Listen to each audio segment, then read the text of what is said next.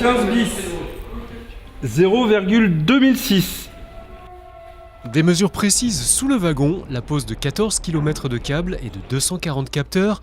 Depuis plusieurs semaines, tout le monde s'active sur le site de Douai pour préparer les essais de compression.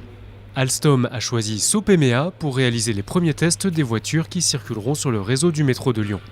Étudier les spécifications de la norme NFEN 16663, définir les partenaires, élaborer une offre, puis tenir un planning serré pour transmettre le rapport final. En tout, 1 an est nécessaire pour vérifier la résistance de la structure de la future rame. L'essai de compression teste grandeur réelle les effets de traction, de cisaillement, de compression et de torsion.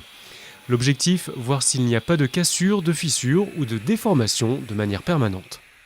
Ce matin, les techniciens s'affairent autour du wagon pour installer les éléments nécessaires aux observations du futur essai.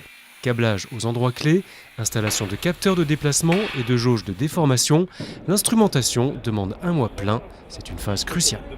Alors l'instrumentation consiste à justement venir poser tous les capteurs qui vont être nécessaires à la bonne réalisation de l'essai. Pour cela, on va poser des jauges de déformation, qui sont des petites jauges en plastique.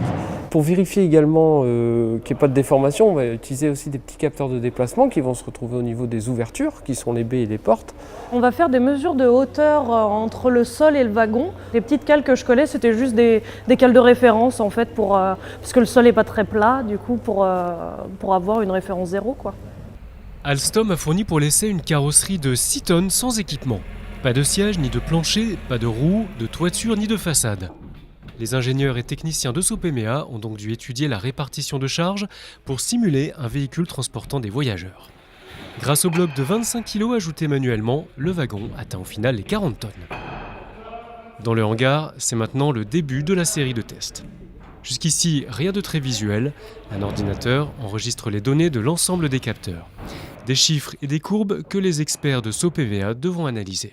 Conclusion pour cette première phase d'essai. Alors les résultats jusqu'à maintenant nous confirment la bonne tenue du véhicule. Il n'y a pas de déformation permanente, on est dans la limite élastique du matériau utilisé. Pour réaliser ces essais, Sopemea a fait appel aux compétences du centre d'essais ferroviaire, de Titagar pour le banc de compression, ainsi que d'une autre filiale d'Apave, Sopaval. Avec ces tests de compression, le wagon va pouvoir faire son entrée sur le réseau ferroviaire. Les futurs tests de roulage décideront de l'homologation de la future rame de métro.